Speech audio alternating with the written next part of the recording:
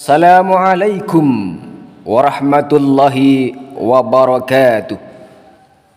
Bismillahilhamdulillah wa syukru ala ni'amillah wassalatu wassalamu ala rasulillah wa ala alihi wa sahbihi wa man wala. La hawla wa la quwwata illa billah, amma ba'du. Saudara kaum muslimin, pemirsa rahimakumullah. 1001 macam itu bidang pekerjaan, dari jadi pengamen sampai jadi seorang presiden. 1001 macam cara orang mencari makan, dari menjual koran sampai menjual kehormatan. Ada cara yang halal, ada cara yang haram. Silahkan mau pilih cara mana. Namun semua cara ada tanggung jawabnya di hadapan Tuhan dan manusia. Banyak orang berkata dalam mencari nafkah, cari yang haram saja sudah susah, apalagi yang halal.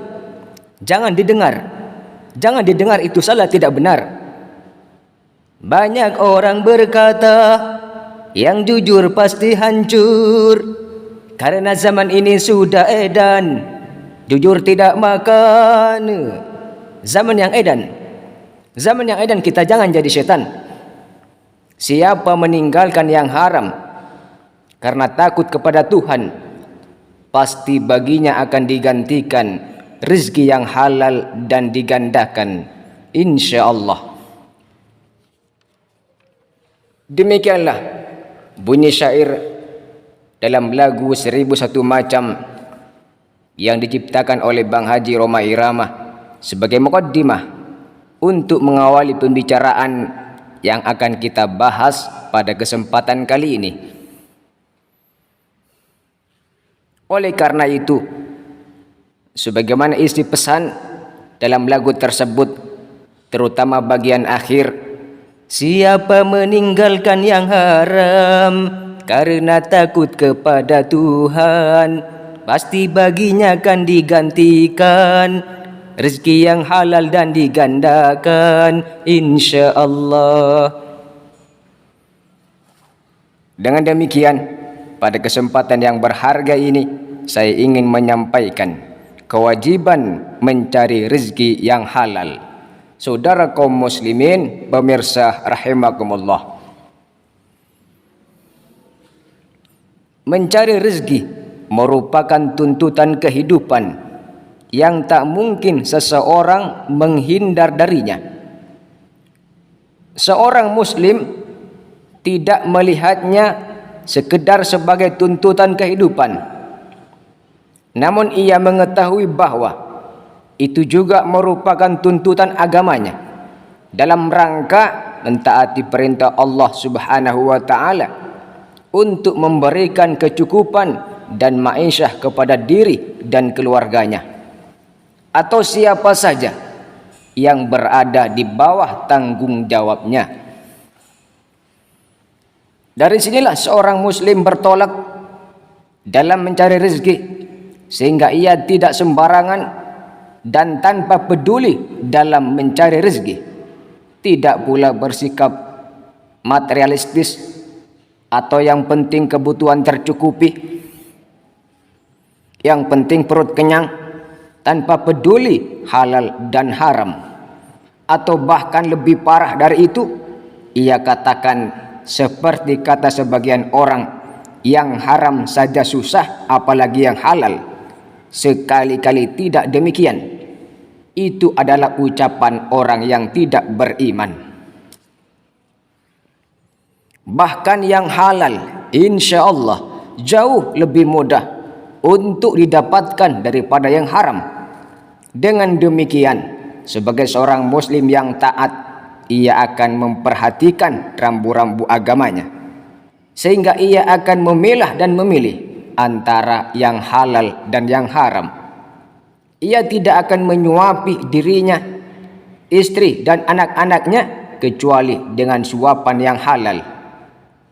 Terlebih di zaman ini, seperti yang disifati oleh Nabi sallallahu alaihi wasallam dalam sebuah hadisnya riwayat Al-Bukhari dan An-Nasa'i yang berbunyi, ya'ti 'alan nasi zamanun la yubalil mar'u ma akhadha aminal halali am minal harami.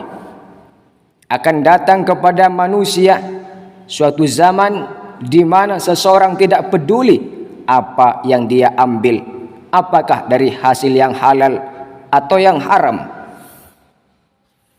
Saudara kaum muslimin, pemirsa rahimakumullah, suapan yang haram tak lain kecuali akan menyebabkan pemakannya terhalangi dari surga. Na'udzubillahi min dzalik. Diriwayatkan dari Abu Bakar As-Siddiq dari Nabi sallallahu alaihi wasallam, beliau bersabda, la yadkhulul jannata jasadun ghudiya biharamin. Tidak akan masuk surga sebuah jasad yang diberi makan dengan yang haram. Oleh karenanya, terkait dengan hal ini, istri para salafus soleh, para pendahulu kita yang baik, bila suaminya keluar dari rumahnya, ia pun berpesan, iyyaka wa kasbal harami fa inna nasbiru 'alal ju'i wa la nasbiru 'alan nari. Jauhilah olehmu penghasilan yang haram, karena kami mampu bersabar atas rasa lapar, tapi kami tak mampu bersabar atas neraka. Tentu mencari yang halal merupakan kewajiban atas setiap muslim, sebagaimana ditegaskan oleh Ibnu Qudamah dalam kitabnya Mukhtasar Minhajul Qasidin. Beliau berkata, ketahuilah bahwa mencari rezeki yang halal adalah fardu atas setiap muslim. Karena demikianlah perintah Allah dalam ayat-ayatnya dan perintah Rasulullah dalam hadis-hadisnya. Di antaranya dalam Al-Quran surat Al-Baqarah ayat 168 Allah berfirman yang berbunyi, ya ayyuhan nasu kulu mimma fil ardi halalan tayyiba wa la tattabi'u khutuwatis syaitan innahu lakum aduwwum mubin. Yang artinya, hai manusia, makanlah yang halal lagi baik dari apa yang terdapat di bumi, dan janganlah kamu mengikuti langkah-langkah setan, karena sesungguhnya setan musuh yang nyata bagimu. Dalam tafsir As-Sa'di dijelaskan bahwa ini adalah pembicaraan yang ditujukan kepada manusia seluruhnya, mukmin maupun kafir, bahwa Allah Subhanahu wa taala memberikan karunia-Nya kepada mereka, yaitu Allah perintahkan mereka agar memakan dari seluruh yang ada di muka bumi, berupa biji-bijian, buah-buahan, dan hewan-hewan, selama keadaannya halal, yakni dibolehkan bagi kalian untuk memakannya, bukan dengan cara merampok, mencuri, atau dengan cara transaksi yang haram, atau cara haram yang lain, atau juga untuk membantu yang haram. Saudara kaum muslimin, pemirsa rahimakumullah, di samping perintah untuk mencari yang halal, Allah dan Nabi-Nya melarang dan memperingatkan kita dari penghasilan yang haram. Diriwayatkan dari Abu Hurairah, Rasulullah sallallahu alaihi wasallam bersabda dalam hadisnya yang berbunyi, ayyuhan nas innallaha thayyibun la yaqbalu illa thayyibah. Wahai sekalian manusia, sesungguhnya Allah itu thayyib, Allah itu baik, Allah tidak akan menerima sesuatu melainkan dari yang thayyib, yang baik atau yang halal. Wa innallaha amaral mu'minina bima amara bil mursalin, dan sesungguhnya Allah telah memerintahkan kepada orang-orang mukmin seperti yang diperintahkannya kepada para rasul. Kemudian Rasulullah menyampaikan firman Allah, faqala ya ayyuhar rusulu kulu minat thayyibati wa'malu salihah inni bima ta'maluna alim. Allah Subhanahu wa taala berfirman, wahai para rasul, makanlah makanan yang baik, yang halal, dan kerjakanlah amal soleh. Sesungguhnya aku, kata Allah, maha mengetahui apa yang kamu kerjakan. Kemudian Rasulullah juga menyampaikan firman Allah, wa qala ya ayyuhalladzina amanu kulu min thayyibati ma razaqnakum. Dan Allah Subhanahu wa taala juga berfirman, wahai orang-orang beriman, makanlah rezeki yang baik-baik yang telah kami rezekikan kepadamu. Thumma dzakara ar-rajula yutilu safara ash'atha aghbara yamuddu yadayhi ila as-sama'i ya Rabb ya Rabb. Kemudian Nabi sallallahu alaihi wasallam menceritakan tentang seorang laki-laki yang telah menempuh perjalanan jauh sehingga rambutnya kusut masai dan berdebu. Orang itu mengangkat kedua tangannya ke langit seraya berdoa, wahai Tuhanku, wahai Tuhanku, wa mat'amuhu haramun wa mashrabuhu haramun wa malbasuhu haramun wa ghudiya biharamin fa anna yustajabu lidzalik. Padahal kata Rasul, makanannya dari barang yang haram, minumannya dari yang haram, pakaiannya dari yang haram, dan diberi makan dari yang haram, maka bagaimanakah Allah akan memperkenankan doanya?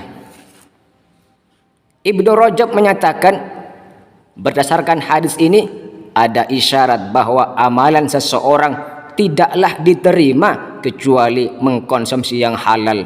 Saudara kaum muslimin, pemirsa rahimakumullah,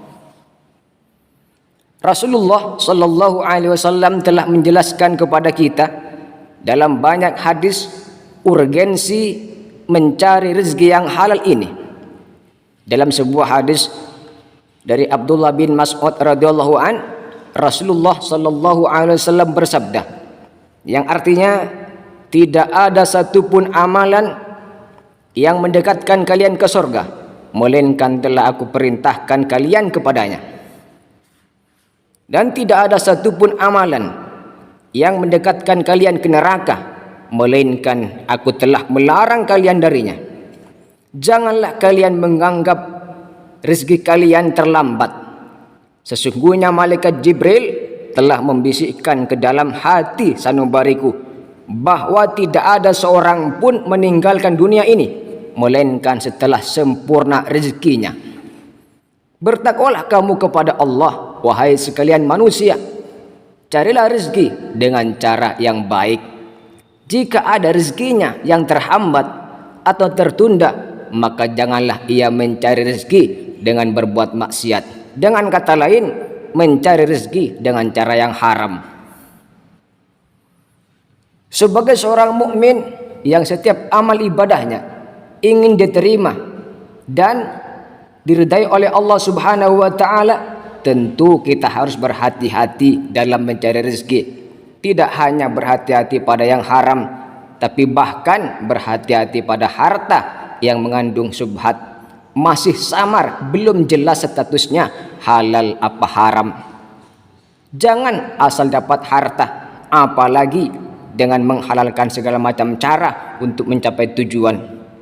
Ini sama sekali tidak mencerminkan perilaku orang yang bertakwa. Maraknya kasus-kasus korupsi, suap menyuap, kecurangan, penipuan, dan lain sebagainya merupakan akibat hilangnya ketakwaan, sehingga membuat seseorang menjadi gelap mata saat melihat gemerlapnya dunia ini. Sebagian orang ada yang berprinsip, carilah harta sebanyak-banyaknya, meski dengan cara-cara yang haram.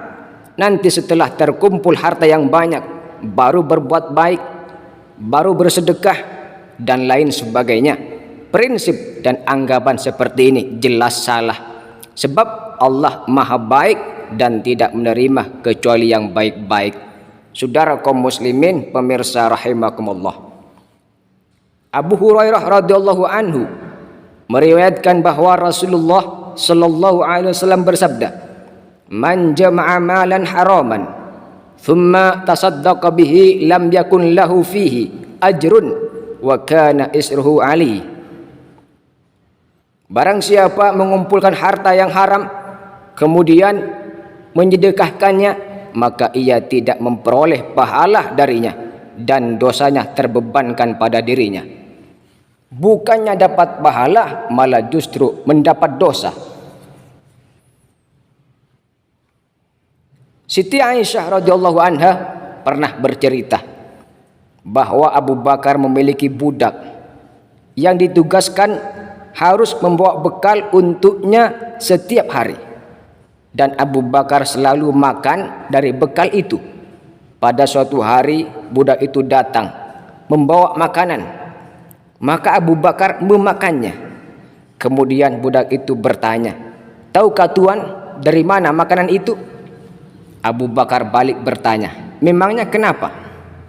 Budak itu berkata, "Pada masa jahiliyah dahulu, aku pernah berlagak menjadi dukun untuk mengobati seseorang, padahal aku tidak mengerti perdukunan, hanya semata-mata untuk menipunya. Lalu ia bertemu lagi denganku dan memberiku makanan itu. Maka spontan Abu Bakar memasukkan jarinya ke dalam mulut dan mengorek-ngoreknya sehingga memuntahkan semua isi perutnya." Masya Allah, Allahu Akbar. Ini sahabat betapa ketatnya dalam memperhatikan urusan rezeki ini. Selalu memastikan dengan sungguh-sungguh apakah rezeki yang diperoleh itu halal lagi baik ataukah haram.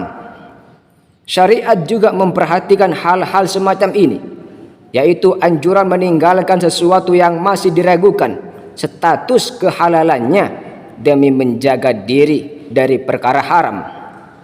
Rasulullah Shallallahu Alaihi Wasallam sangat menekankan agar umatnya mencari harta yang halal. Kenapa?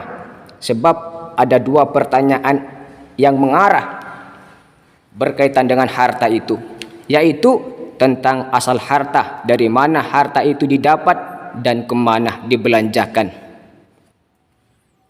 Sahabat Abu Barzah Al-Aslami meriwayatkan hadis Nabi Shallallahu Alaihi Wasallam yang berbunyi, "La tazulu qadama 'abdin yaumal qiyamati hatta yus'ala an arba'in."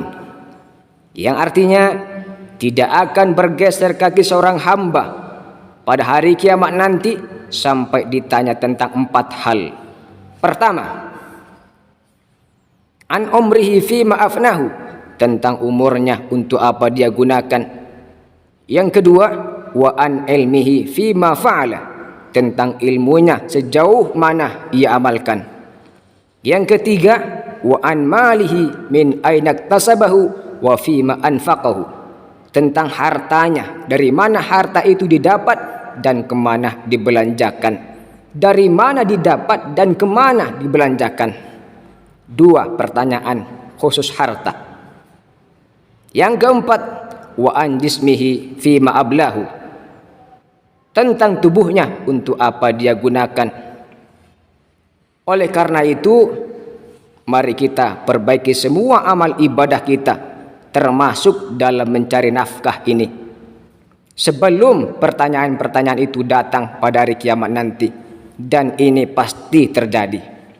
Sebagai muslim, kita wajib meyakini akan terjadinya hari kiamat, atau yang disebut juga dengan hari kebangkitan, di mana seluruh umat manusia dari mulai Nabi Adam alaihissalam sampai manusia terakhir akan dibangkitkan, lalu kemudian berkumpul di padang mahsyar untuk diadili di hadapan Zat yang Maha Adil, Allah Rabbul Jalil. Saudara kaum muslimin, pemirsa rahimakumullah,